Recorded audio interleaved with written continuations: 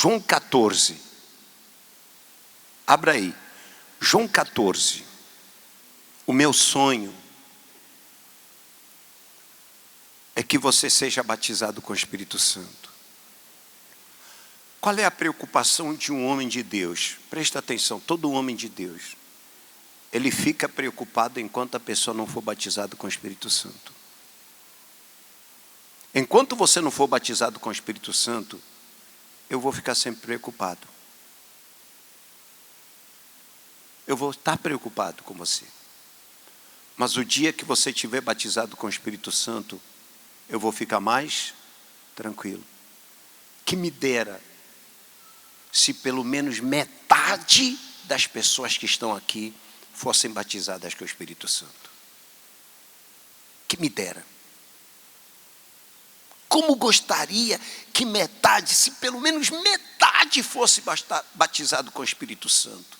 Quem é o Espírito Santo afinal? É o Espírito de Deus, que pode habitar dentro de uma pessoa. Jesus fala aqui sobre ele. Diz assim, ó, versículo 15. Se me amais, guardai os meus mandamentos. Ei, se você me ama, guarde os meus mandamentos. Jesus falando. E eu rogarei ao Pai, e Ele vos dará outro Consolador, para que fique convosco para sempre. Por que Ele falou outro Consolador? Porque Jesus era o Consolador. Mas Jesus já estava se despedindo. Eram as últimas palavras de Jesus, eram os últimos ensinos, eram os últimos dias de Jesus. E os discípulos estavam preocupados com aquele discurso, eu vou para o meu Pai, eu vou para o meu Pai. E eles ficavam preocupados, e nós? Ele vai, e nós? Os discípulos começaram a ficar preocupados, os discípulos começaram a ficar tristes, e agora o que será da nossa vida sem Ele? Porque eles estavam na dependência de Jesus, 100%. Eles haviam largado tudo para seguir Jesus. E agora Jesus vai embora. O que vai ser da nossa vida sem Ele? Então Jesus fala aqui, olha. Eu rogarei ao Pai, Ele vos dará outro Consolador.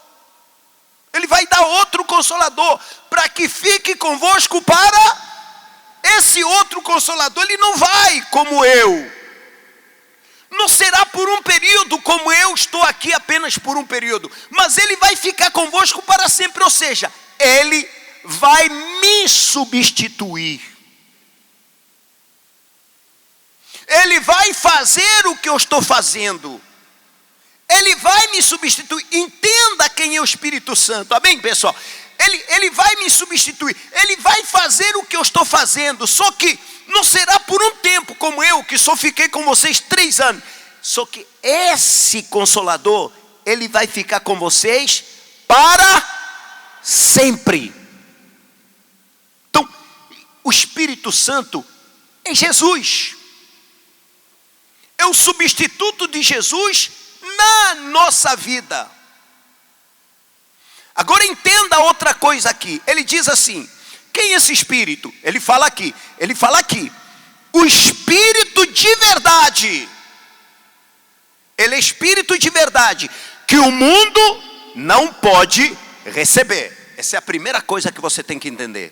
Esse Espírito, o mundo não pode receber. Por que nem todo mundo recebe o Espírito Santo? Às vezes, você está na igreja. Você diz que já saiu do mundo, hoje você está na igreja. Mas a pergunta é, será que o mundo já saiu de dentro de você? Essa é a razão pela qual muita gente não recebe o Espírito Santo, porque ainda está no mundo. Porque o mundo ainda está dentro dela. Dos que saíram do Egito, quantos entraram na terra prometida? Quantos? Só 2. Você sabe o que é isso? Foi uma multidão que saiu do Egito. só 2 entraram na terra prometida. Todos viram milagres, todos viram as 10 pragas, todos eles viram o mar vermelho se abrindo. De todos aqueles que viram o mar se abrir, todos aqueles que viram as 10 pragas, só 2 entraram na terra prometida. Por quê, bispo? Simples. Saíram do Egito, mas o Egito não saiu de dentro deles. E por conta disso, Deus teve dificuldade de colocá-los na terra prometida. Entenda, saíram do Egito, mas o Egito não saiu de dentro deles. Eles ainda valorizavam o Egito, ainda tinha o Egito entranhado dentro deles, ainda tinham desejos do Egito, vontades do Egito. E por causa disso, Deus teve dificuldade de colocá-los na terra prometida. Hoje não é diferente. As pessoas saíram do mundo, estão dentro da igreja, dizem que saíram do mundo, estão dentro da igreja, mas nutrem os mesmos desejos, as mesmas vontades. O mundo ainda está dentro da pessoa. A pessoa pode talvez ter saído do mundo, mas o mundo saiu de dentro dela, deixou de valorizar determinadas coisas que a pessoa valorizava.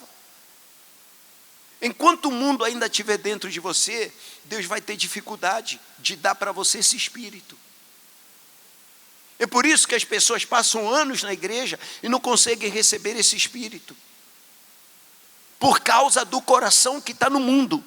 E continua aqui, diz assim: porque não vê e nem o conhece, mas vós o conheceis, porque há de habitar convosco. Ei, olha só, mas vós o conheceis. Como é que os discípulos conheciam? Através dos sinais que ele fazia. As maravilhas que aconteciam era através do Espírito Santo. Por isso é que Jesus afirmou: mas vocês conhecem o Espírito Santo. Repara que era a primeira vez que Jesus estava falando sobre o Espírito Santo e Jesus já estava afirmando: vocês conhecem o Espírito Santo. Por outras palavras, vocês têm visto o agir dele, vocês têm visto a maneira como ele tem se manifestado. E o mais interessante diz assim: vós o conheceis, porque habita convosco. Ei, habita convosco. Ele está falando no presente, ele falou, ele já habita convosco. Agora vem outra coisa que Jesus fala, olha só: habita convosco e estará em vós. O estará em vós está no futuro, mas o habita convosco está onde? No presente. Ele habita convosco, ou seja, ele já está aqui entre nós. Agora, mas ele vai estar em vocês. São 2 passos diferentes. Primeiro, ele habita com a gente, ele está aqui. Vocês têm visto o mover dele. Esses milagres que vocês têm visto da água, não é a água. Vocês não bebem água todos os dias? Todo mundo não bebe água? Desde quando a água cura câncer? Desde quando a água, simples água, é capaz de estancar uma ferida, conforme vocês viram o testemunho? Água é água. Mas através da água, a gente tem visto milagres. É o Espírito Santo, gente. É o Espírito Santo, ele está aqui. A gente vê o mover do Espírito Santo, a gente vê o agir do Espírito Santo, a gente vê a manifestação do Espírito Santo. O que eu estou falando aqui agora, não sou eu, Bispo Augusto, que fala. É ele falando para vocês. Ele está aqui. Mas ele precisa estar dentro de você. Ele precisa morar em você. Ele precisa estar em você. Por isso é que Jesus disse: habita convosco, está aqui. E ele estará em vocês. Tem um momento que ele vai ter que entrar em você. Ele vai ter que morar em você. Ele vai ter que estar em você. É isso que está faltando. Até então você tem se deliciado com ele. Quando você vem na igreja, uma senhora falou assim para mim: poxa, bispo, Não tem como eu fazer um quartinho aqui, no cantinho da igreja?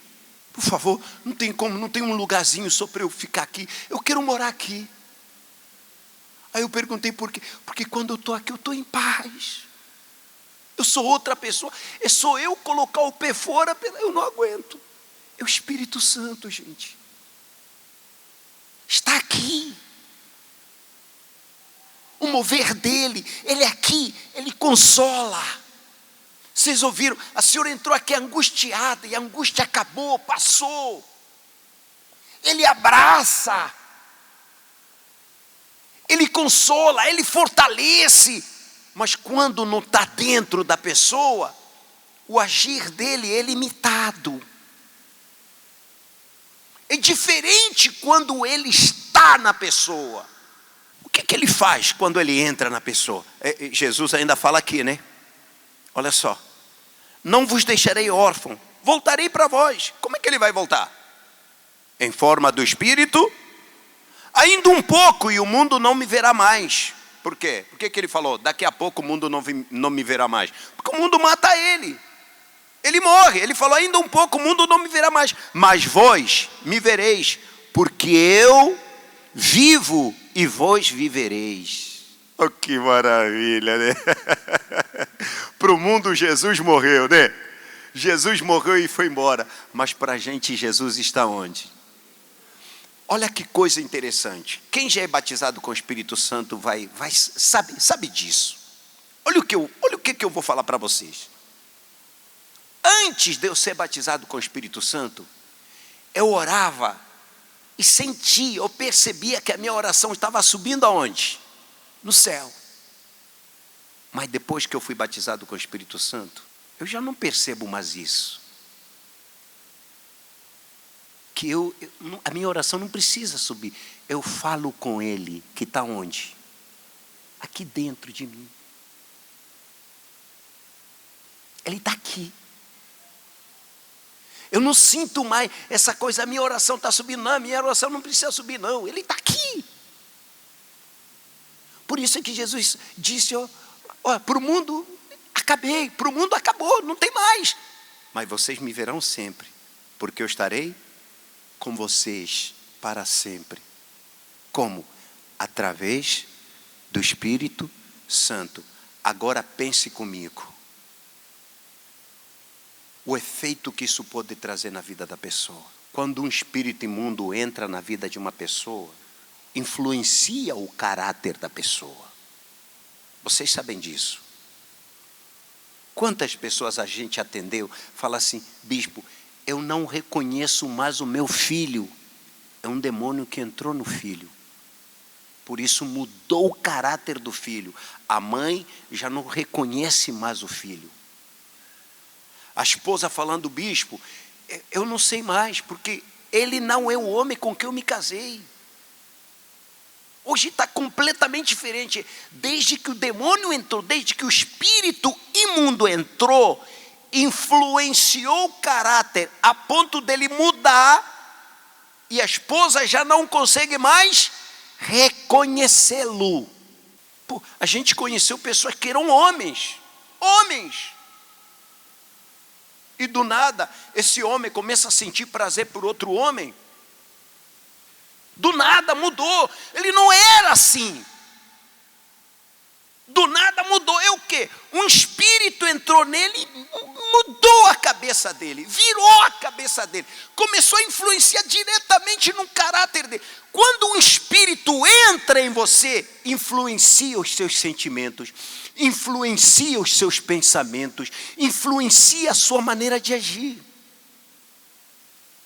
Agora imagine o Espírito de Deus entrando em você. Pense comigo.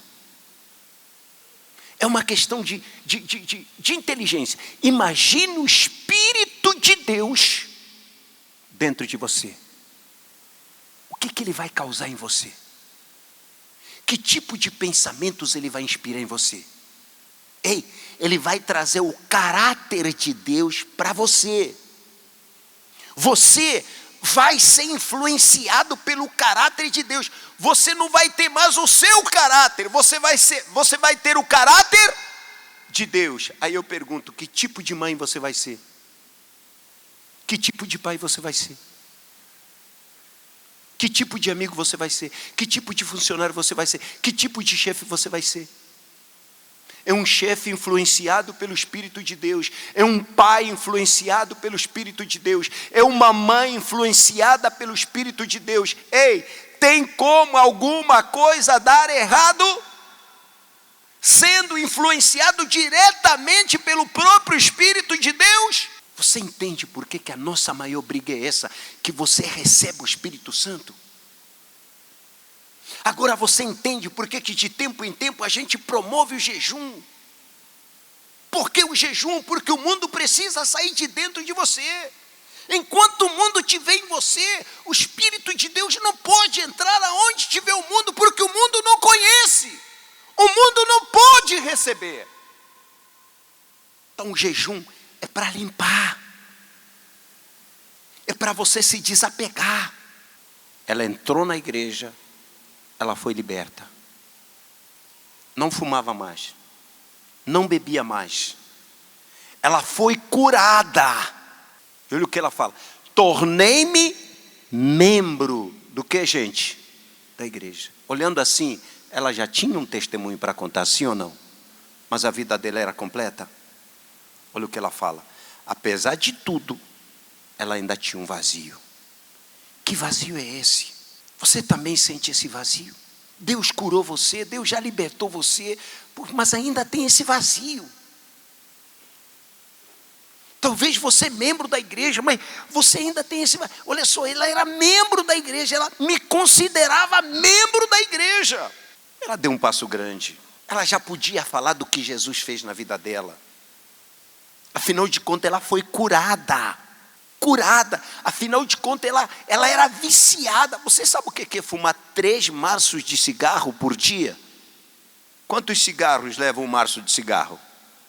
Quanto? 20? 60 cigarros por dia? Misericórdia. Você sabe o que é isso? Como é que uma pessoa se liberta dos 60 cigarros por dia? Mas veja, se libertou de tudo isso, estava ali. Quantos nisso ela acha, pronto, agora está tudo normal? Ela continua. Mas ela foi sincera, porque ela tentou para o vazio dela. Ela via, apesar de tudo isso, ainda havia ou seja, sabe aquela sensação de que está faltando alguma coisa? Sabe, você não está fazendo nada de ela fazer alguma coisa errada? Ela estava em pecado? Não. Mas por que essa sensação de que está faltando alguma coisa? Por que essa sensação de que se Jesus voltar, eu não tenho bem certeza se eu vou ser salvo ou não? Por que essa sensação? Ela falou, nunca se preparou tanto como naquele dia. Falou, nem mesmo o nascimento da filha. Falou, quando a minha filha nasceu, eu me preparei. Mas não como quando eu me preparei para ter o Espírito Santo. Uma noiva preparada. Se você buscar com essa sede, se você buscar com essa fome, se você abrir mão das coisas que estão atrapalhando você, por isso é que nós estamos vivendo esse jejum. O jejum é para quê? É para você abrir mão das coisas que estão te atrapalhando. Acaba com isso. Essas coisas nunca vão mudar a sua vida. Essas coisas só atrapalham a sua vida. Abre mão. Se envolva com Ele.